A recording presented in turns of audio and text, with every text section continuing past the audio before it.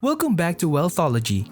For today's video, we will be going to talk about Charlie Munger explains how to achieve a 20% return per year. Let's get started. Although Charlie Munger is sometimes referred to as Warren Buffett's right-hand man, he is also a very astute investor in his own right. He had a 19.8% return on his joint investments. But what's interesting is that he was able to outperform the market by doing so by adhering to just 5 straightforward guidelines. I'll let Munger demonstrate them for you. Rule number 1. Be prepared for a market crash. How worried are you by the declines in the share price of Berkshire Hathaway? Zeros in this third time. That Warren, I have seen our holdings in Berkshire go down, top tick to bottom tick by 50% I think. It's in the nature of long-term shareholding with the normal vicissitudes and in worldly outcomes and in markets that the long-term holder has his coded value of a stock go down, and then by say 50% fact, you can argue that if you're not willing to react with the equanimity to a market price decline of 50% 2 or 3 times a century, you're not fit to be a common shareholder and you deserve the mediocre result you're going to get. Rule number 2. Avoid Wall Street culture. Wall Street tracks and rewards what I call a locker room culture, develop people who just have to win the football or soccer or something like that. And they in the nature, they're just so competitive that whatever A is doing, they have to be as good or better than A. And of course, Juan and I don't have those compulsions, and I would rather live my way than theirs. They do enormous damage to the rest of us with their damn locker room culture that has to win. And doesn't is not very squeamish about what they have to do to win. Rule number 3. Follow this checklist before buying. We have to deal on things that we're capable of understanding, and then once we're over that filter, we have to have a business with some intrinsic characteristic that give it a durable competitive advantage. And then of course, we would vastly prefer a management in place with a lot of integrity and talent. And finally, no matter how wonderful it is, it's not worth an infinite price, so we have to have a price that makes sense and gives a margin of safety considering the natural vicissitudes of life. That's a very simple set of ideas, and the reason that our ideas have not spread faster is they're too simple. The professional classes can't justify their existence if that's all I have to say. It's also obvious and so simple what they would have to do with the rest of the semester. Rule number 4. Don't diversify. So, for 50 years, you've continually read about these industries even though you have disdain for them? Yes, I talked about patience. I read Barron's for 50 years. In 50 years, I found one investment opportunity, embarrassed other which I made about $80 million. Almost no risk, I took the $80 million and gave it to Lilo, who turned it into 400 or 500 my MO.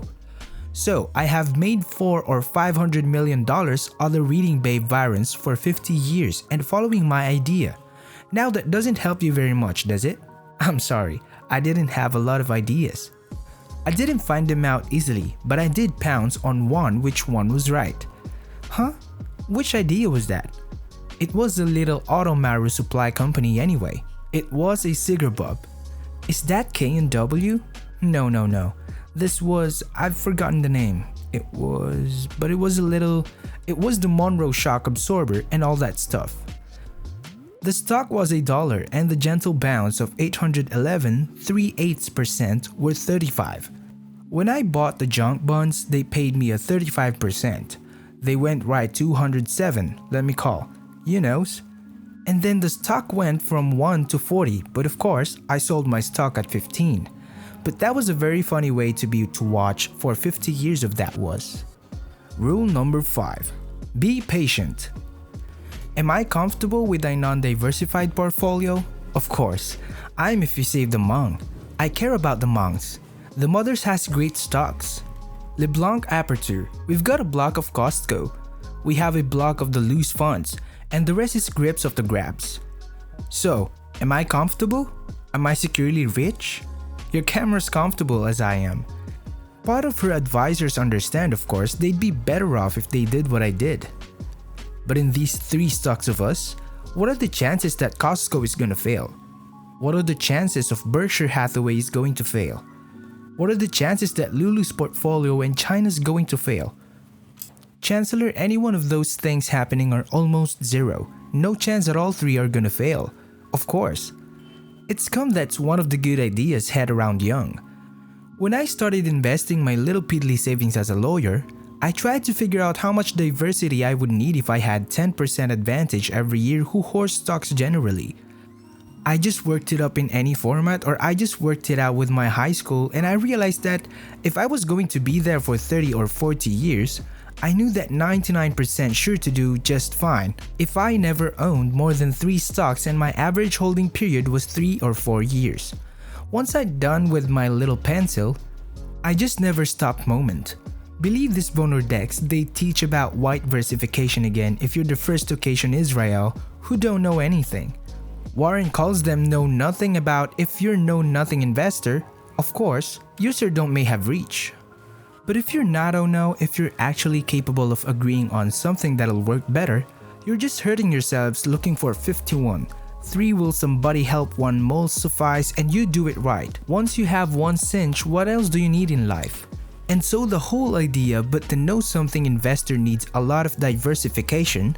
Let's think we're paying these professors to teach this craft are young, and the people think they should be paid by telling us the diversified. Where it's right, it's an idiot decision, and where it's wrong, you shouldn't be teaching what's wrong, so it's what's going on with corporate finance teaching. Is that people are getting paid for dispensing balderdash? My sense, I never believed that it was a great help to me. It helps if you're out in the market and the other people are believing balderdash and you know what that was going on. It's a big help. But of course, you don't want a lot of it. If your Uncle Horace, who has no children, has immense business which is immensely secure and powerful, and he's going to leave it all to you if you come to work in the business, you don't need any diversification. You don't need any corporate finance professors. You should go to work forever. Horace, it's a saint. You only need 1 session, and sometimes, the market gives you the equivalent of an Uncle Horace, and when it does step up to the pie court with a pie cart with a big pen. Pie carts like that don't come very often. When they do, you have to have the gumption and determination to seize the opportunity. Which aspect of this subject have you found to be very useful? Please let me know in the comment section below. And if you like this video, please give it a thumbs up and turn on the notification bell and subscribe to our channel for more. Thank you for taking the time to watch. Stay tuned for our next video. Bye!